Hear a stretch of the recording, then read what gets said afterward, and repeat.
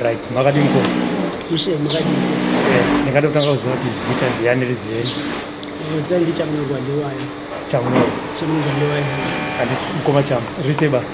Basa reje ameno kama kwa. Anditi chigo chikuitwa mu workshop muno. Workshop muno muri kusona ma protective clothing company. Ndingakuti sofa kusona ma worksuit. Then tinengwa kusona ma seat cover, ma bedspread, ma curtains.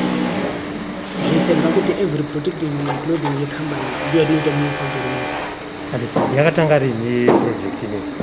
Project yedu yakatanga mna 2014 South July. Inini ndio makatanga wo ipapo. Ndio patanga tose trimwe. Tinangotanga zuwa rimwechete. Munetari muno makatanga mziwo? Simwechete. Anditi saka kutufuka kwenye masona uniform zingasvike ngani? Uniform zawanisa sei because naliti pa wiki inosa 600. Oh, 600 pa wiki. Saka tikati 600 times 2014 vapata kabhekwa nepa zawanisa sei. Anditi zawanisa dama 1000 ngani kuti like now so far tikusona iko zvino katisona 6750. Addiction this season.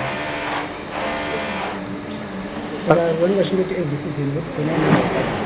So I think about 650 per season initiative.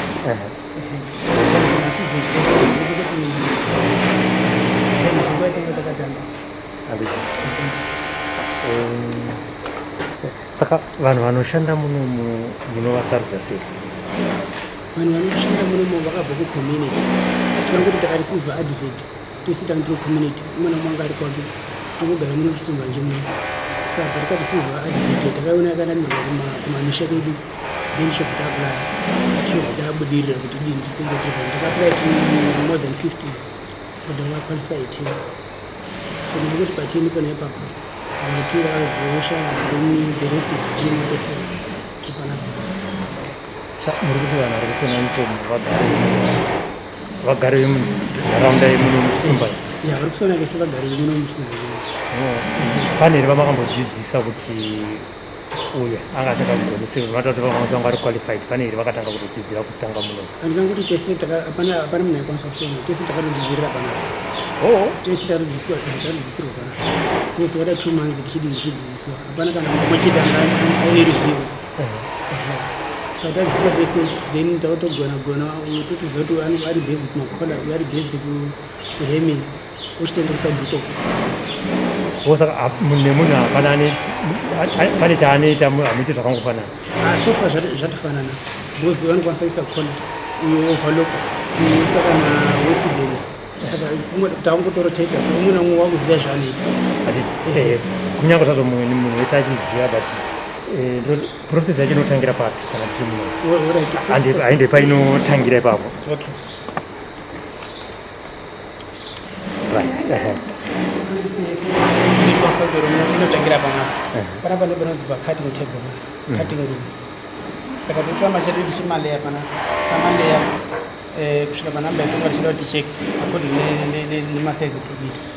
Then taleya kudaro toleya pick ready totocheka. Then into cutting machine yacho ndikaicheka one time atachiki zvazvo nechigero zvazvo takungozvicheka one time zvichinge zvabva panapa zvese zvachekwa machekerwa zvakaitwa izvi zvimwe zvoenda kuaini zvinonga zvida kuaina kuna mukoma vision ivaturi kuaina zvimwe zvobva zvaenda kuna sister Krista vamwe vanenge vari makola ugowesa makola zvimwe zvoenda kuna sister Chengetai ugowesa mabig pocket zvimwe zvoenda kuna mukoma Kevin ndo vanoita basa rekuti iri overlooking process iri mukati muno inoshandisa mishini yakanyanyisa. Saka panapo ndo panenge veisupply munhu wese rusenti ndogona mukoma Kevin oenda pana sister Charity vanenge vachiisa mabig pocket nemajacket maside pocket emajackets ese nemakola food. Then ndienda pana sister Silvester ndo vanoisa mareflector ese amuri kuona iwawa vaisa mareflector vobva vazviisa kuna Krista kwatabva mushure. Then koya kuna sister Changitea ndo vanesa mazipi esa muri kuona ndo vanga vachimesa ikonakaka vaisa mazipi zvobva zvaiswa futi kuna Kelvin. Then ndobva panapa futi toenda pana Sister Gloria. Pana Sister Gloria paniswa mawest band mazipi vanokwanisa kubatsirana futi kana achinge akawandisa neSister Chandita. Then Sister Gloria vanobloka futi kubloka kumabata musadi kuno kuti azoenda kusafety. Then tozoenda apo ndonachingeta zvese zvinenge zvangoweekana ipapo. Ndokwanisa makola, ndokwanisa kuhema, ndokwanisa kuisa futi maelastic zvakangowanda ndatiita zvese hatizomiriri chinhu chimwe chete because kuita nazvamuwandira ndokuzobetiswa kuno uzanibeka zvamuwandira tokuchingesa kuti tingopanana kudai sikira sikupasana mabhora. Ndo process yacho tichibva kusaidi zvese zvinobva kusaidi kuno zvinhu zvaiswa mukati zvapedza mukati ndozigara futi kuna vision kana zvinhu zvapedza sozvisana vision obva aina obva cleaner futi zvienda mupfeko so far hatina zvinhu zvakutapika because hatina hazvisati zvapera zvode semaflex. Parizne tichasa basa ramuri kuita chii chamungati chiitwe nekambani kuti basa renyu rinyatsokuenderera mberi? Chichemo chedu kukambani ndechekuti kudai takwanisa kuona embroidery machine because kuti tikakwanisa kuona embroidery machine so far maida masvikira maida marisvika akatopfekwa iwawo. Then tine maflex anoenda kuharare anotora nguva yakatirebei nekuda kwetransport inokwanisa kunesa kuti asine nyaya yelockdown ine saka tikakwanisa kuona embroidery machine tozviitira zvinhu zvacho zvese pamwe chete panapa nekunyora zvimwe zvinga zvediwa ngekambani tokwanisa kuti zviitira saka kambani ikakwanisa kuti paembroidery machine tinoenda kuri.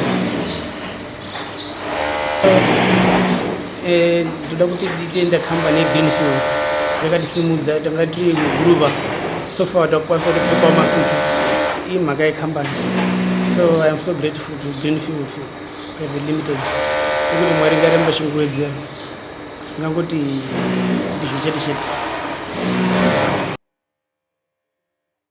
The idea for a sewing workshop was born out of a number of requests from women's groups within the community to assist with the supply of overalls, worksuits and uniforms to Green Fuel Company. There are thousands of employees between Green Fuel and Ratings Investments, all of whom require some form of worksuit, overalls or uniforms. Mana Creative Fashions was therefore to plow the money that would have been spent procuring these from outside sources straight back into the community through the sewing workshops.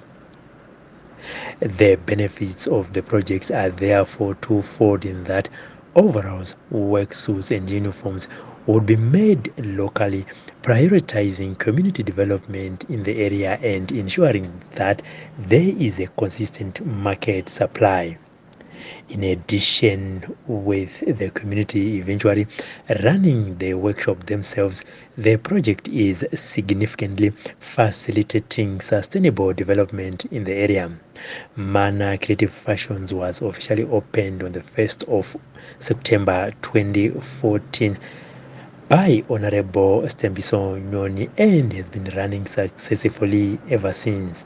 So far, the members of the workshop have procured over 4,000 worksuits, netball uniforms and curtains, and have also started paying off some of their machines and maintenance cost.